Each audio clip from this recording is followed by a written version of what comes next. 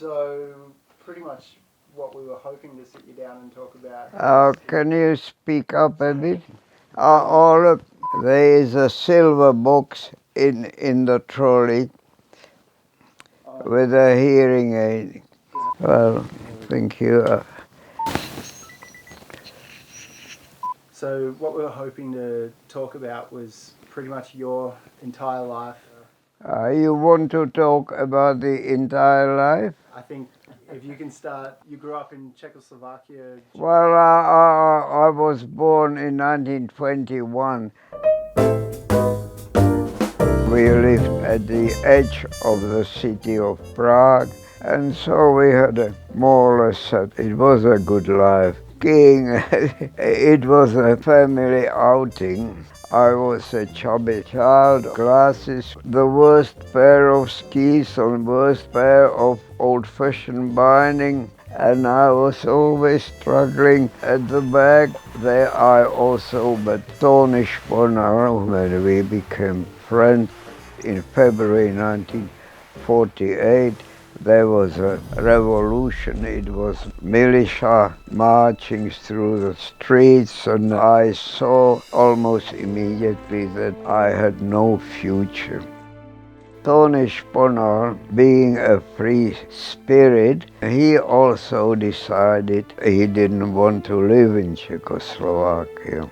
On one morning in January 1949, a friend of us drove us close to the border in the south.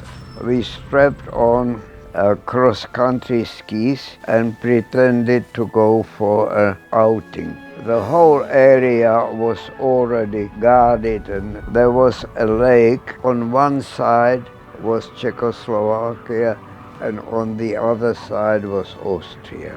Fortunately, this lake was frozen, and we gradually drifted on the ice, and then I saw a herd of deer in the instance, so I thought, oh, there would be no guards. So we skied across the ice into Austria. There was trouble though at the railway station, walking around, and we become suspicious, trying to go through the ticket checking barrier. In German, he said, "Oh, what nationality are you? Have you got any documents, any passport?" This man said in Czech language, "Oh, I thought so. So we were refugees. We have to lock you up." In the morning, policemen came, and each of us gave to this border policeman $5, which was a lot of money. This captain said in the end, "I'll let you go, but don't expect me to stamp your passport." We spent 2 weeks in Vienna. At the end of it, we managed to get false identifications paper issued by the American CIC, Counterintelligence Corps. They were genuine false papers that enabled us to cross the Russian zone. On the 9th of March 1950, boarded the ship and sailed. Melbourne was the desired place to go, but I didn't go skiing the first winter because I didn't think it was appropriate for a poor migrant to go skiing. I wanted to come to Thredbo for quite some time. In skiing and training. I became Olympic skier. I was nominated in 1955. By that time, I was considered not to have the residency requirements, which were strictly 5 years. Through an act of parliament, they gave me the papers a few months earlier than strictly legal. I went to the Olympics 1956. I remember standing on the top Olympic run. I must say that the whole experience was a little overwhelming. None of us were used to the big atmosphere of big races, and I had a fall. I finished close to the end of the field. Nevertheless, I was the only one of the team to finish. I enjoyed Europe. You don't lose the affinity with the place of your birth. Nevertheless, I was very glad to return to Australia.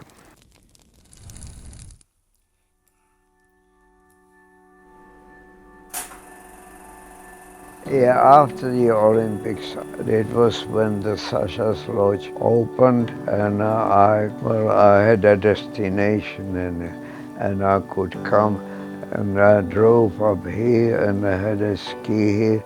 Gradually, I came here often enough, and I thought, well, I would like to live here. But I didn't want to become a ski instructor.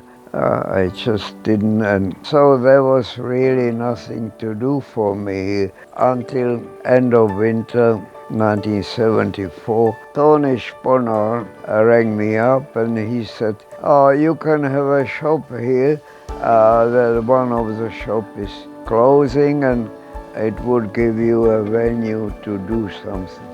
Few days later, made the arrangement. I had Frank shop. I opened 1974 and closed when I turned 80, 2001.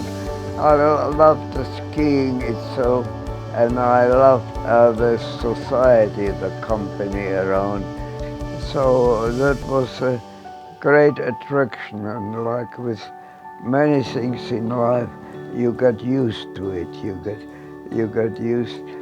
It becomes part of your life, and you sort of crave for it. You think, no, I couldn't live without it.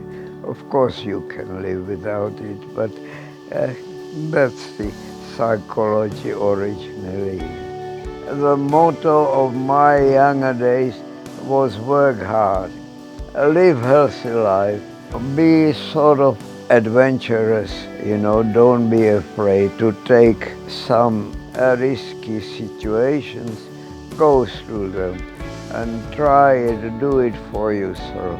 If you sit on your back and don't do these things, you short-changing yourself. You're missing out on life's experiences. I had a good 47 years in Thredbo. It was almost half of my life, the longest in one place, and I enjoyed it. It was a blessing. All right, thank you very much.